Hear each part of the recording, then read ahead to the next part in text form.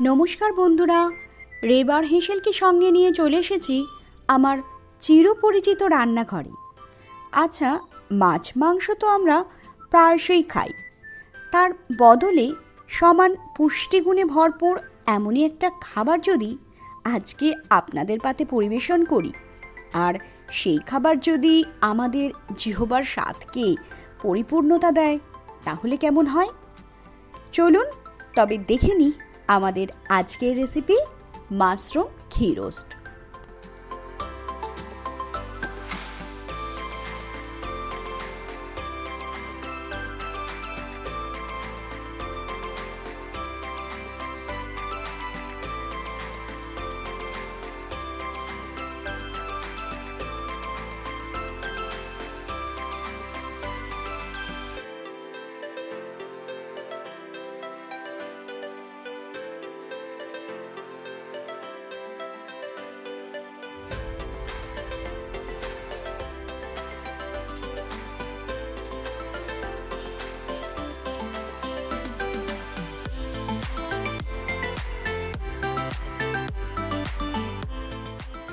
বাজার থেকে কেনা মাশরুম কিভাবে পরিষ্কার করব সেটা প্রথমে তোমাদের আমি দেখিয়ে দিই।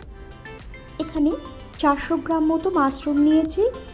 মাশরুমের ওপরটা দেখো বেশ ময়লা লেগে আছে, যেহেতু মাটিতে হয় তাই কালো কালো দাগ বা ময়লা লেগে আছে।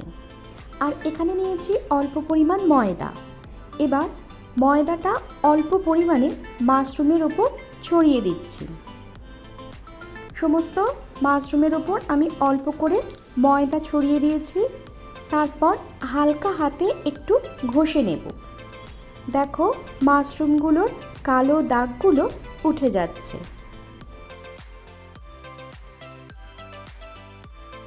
ময়দা দিয়ে ঘষে নেবার পর ভালো করে জল পাল্টে পাল্টে মাশরুমগুলো ধুয়ে নিয়েছি। মাশরুমগুলো খুব ভালোভাবে পরিষ্কার হয়ে গেছে। এবার মাশরুমগুলো কিভাবে কেটে নেব সেটা দেখাচ্ছি। এখানে দেখো মাশরুমগুলো একটু মাঝারি সাইজের, তাই অর্ধেক করব না, শুধু মাশরুমের তলার পোর্শনটা একটু করে কেটে নেব। কেননা তলার পোর্শনটা যেহেতু মাটির তলায় থাকে তাই একটু শক্ত হয়। এইভাবে সব মাশরুমগুলো কেটে নিচ্ছি।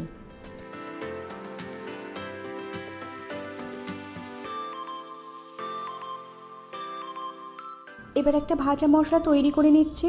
গ্যাস অন করে গ্যাসে একটা ফ্রাইং প্যান বসিয়ে দিয়েছি। দিয়ে দিচ্ছি 3টে শুকনো কাশ্মীরি রেড চিলি, 4টে শুকনো লঙ্কা, 1.5 টেবিল চামচ মতো গোটা ধনে, হাফ চা চামচ গোটা গোলমরিচ, আর দিচ্ছি 1 চা চামচ মতো গোটা জিরে, 1/4 চা চামচ মেথি দানা, আর দিচ্ছি 1/4 চা চামচ মৌরি। সব শেষে দিচ্ছি হাফ ইঞ্চ করে 2টো দারচিনি। 1 মিনিট মতো মশলাটা ভেজে নিচ্ছি লো ফ্লেমে।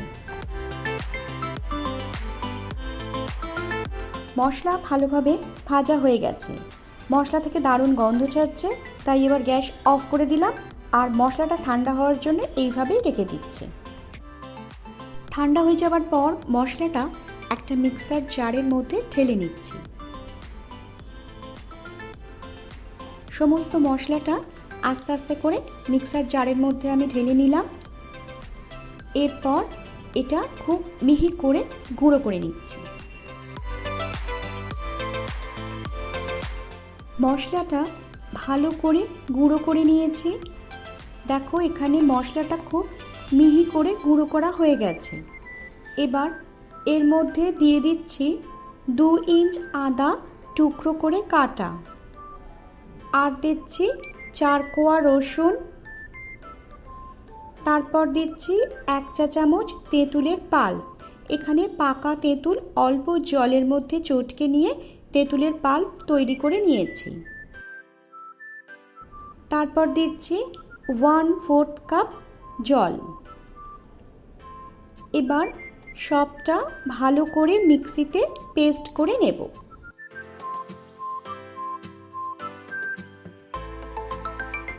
এখানে দেখো সমস্ত মশলাটা ভালো করে মিক্সিতে পেস্ট করে নিয়েছি, আর মশলার কালারটাও কিন্তু খুব সুন্দর এসেছে। এবার আমি ম্যারিনেট করে নেব। তার জন্যে বড় একটা বোল নিয়ে নিয়েছি। বোলের মধ্যে দিয়ে দিচ্ছি যে মশলার পেস্টটা তৈরি করে রেখে দিয়েছিলাম সেটা। সমস্ত মশলার পেস্টটা বোলের মধ্যে দিয়ে দেবার পর তারপর দিচ্ছি হাফ কাপ টক দই। এরপর দিচ্ছি হাফ চা চামচ হলুদ গুঁড়ো। তারপর দিচ্ছি 1 টেবিল চামচ পাতিলেবুর রস। এরপর দিচ্ছি 1 চা চামচ লবণ। এবার সবটা ভালো করে মিশিয়ে নিচ্ছি।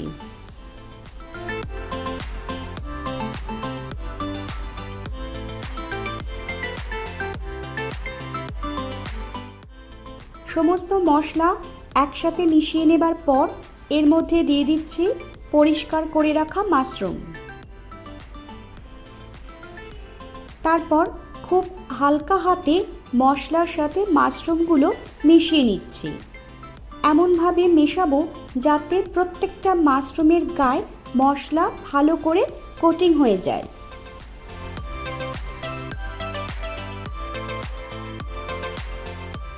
এবার 30 মিনিট এটা ম্যারিনেট করে রেখে দিচ্ছি।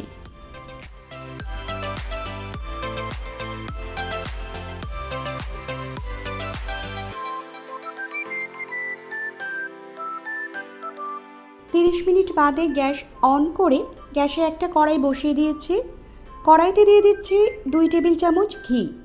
হালকা আঁচে ঘিটা আগে গলিয়ে নেব।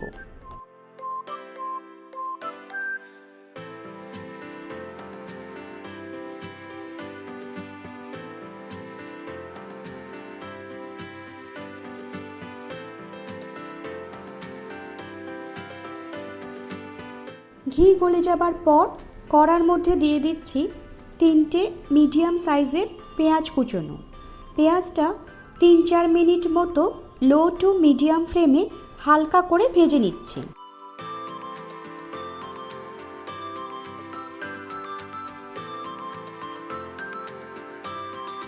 এখানে দেখো পেঁয়াজটা হালকা করে ভেজে নিয়েছি। খুব বেশি লাল করে কিন্তু পেঁয়াজটা এখানে আমি ভাজিনি।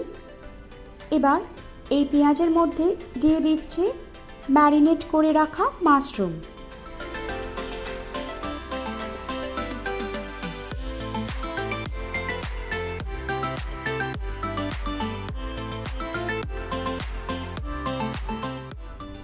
সবটা দিয়ে দেবার পর 10 মিনিট মতো মিডিয়াম ফ্লেমে মাশরুম ভালো করে নাড়তে থাকবো।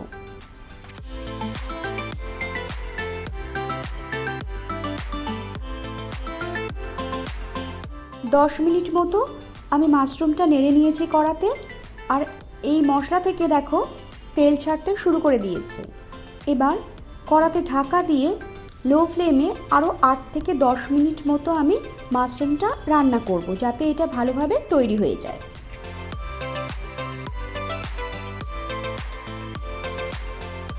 দশ মিনিট বাদে কড়ার ঢাকা খুলে দেখে নিচ্ছি মাশরুমের মশলাটা ভালো করে রান্না হয়ে গেছে, আর এর থেকে দারুণ সুন্দর একটা গন্ধ বেরোচ্ছে।